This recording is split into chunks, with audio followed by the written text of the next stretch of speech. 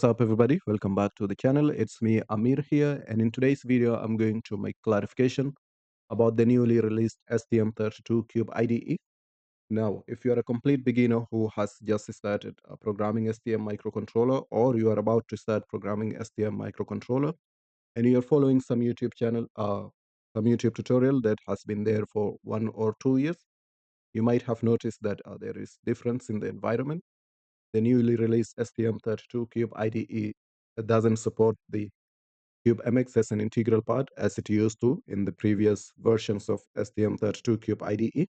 So this has been causing confusion, including myself. I faced similar situation when I installed the new version and I was trying to program my controller. So I was really stressed, and what I did, I tried to search about that online, and I found the solution here in the ST microelectronics community forum. And in the community forum, you see it's directly here. That's the solution. The reason is STM32 Cube IDE is now independent from the CubeMX. That means we'll have to install the CubeMX and the IDE separately. And after doing that, we can configure our project in the STM32 CubeMX and then open it, or we can import the project to the STM32 Cube IDE and we continue with our programming. So that's why I made this video. I'll show you how to set up the entire project according to the new workflow.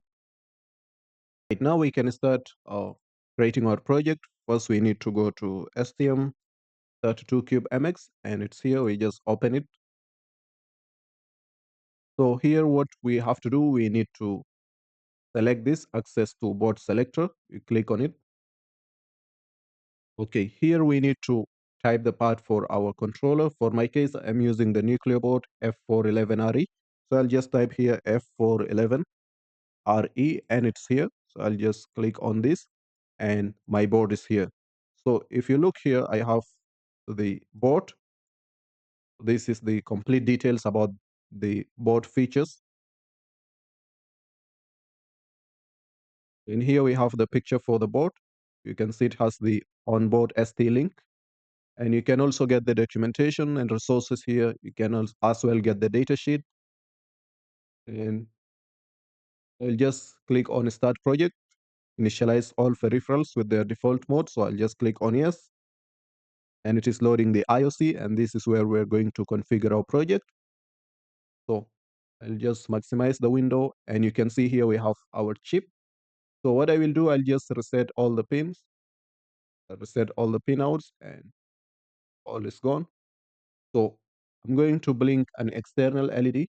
By default, PA5 is the pin for the onboard LED, and I'm going to use PA6, so I'll just set it to GPIO output. And I'll go to the system core, click on GPIO.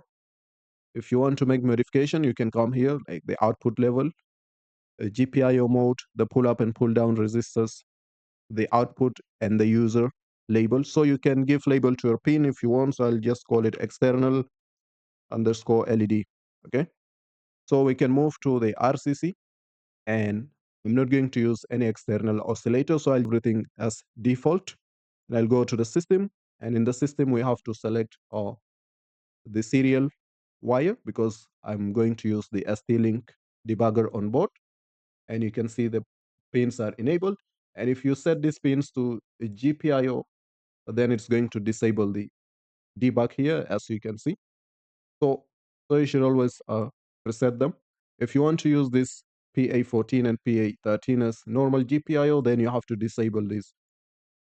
So now we can go to the clock configuration, and in the clock configuration, since I'm blinking an LED, I don't need that much. So I'll disable the phase lock loop clock. I'll just go with the internal clock, and 16 megahertz is decent.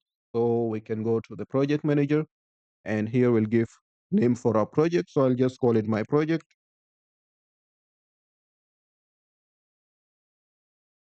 And this is important point here. We have to select the tool chain or the IDE, and it's going to be STM32 Cube IDE.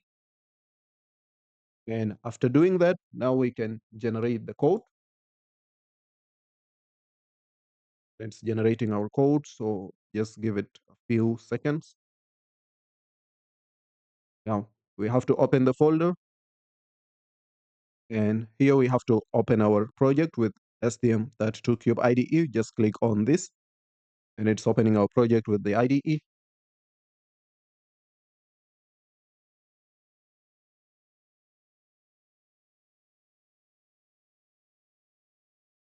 And it is importing the project, and the project is successfully imported, and you can see it live here, my project, right? So I just click on this, uh, click on the core, expand it, go to the source, and click on main.c.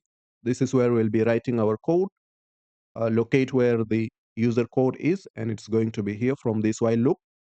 So what we can do, let's just try to toggle LED. So I'll say hull underscore GPIO underscore toggle pin, because STM32 Cube IDE, like the default is the hull, so we'll be using hull. We're not doing any kind of bare metal programming here. So the GPIO is going to be GPIO A, and the pin is called external underscore LED underscore. It's going to be pin, and we can give it a delay. So just say hull underscore delay. Let's give it 500 millisecond. And we can now debug our project,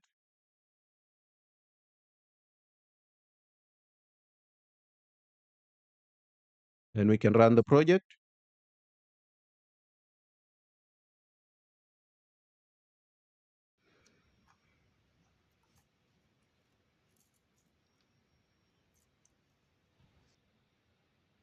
And you should see our LED is blinking. So that's it about the video, guys. If you like the video, give it a thumbs up and share it to your friends. Thank you for watching.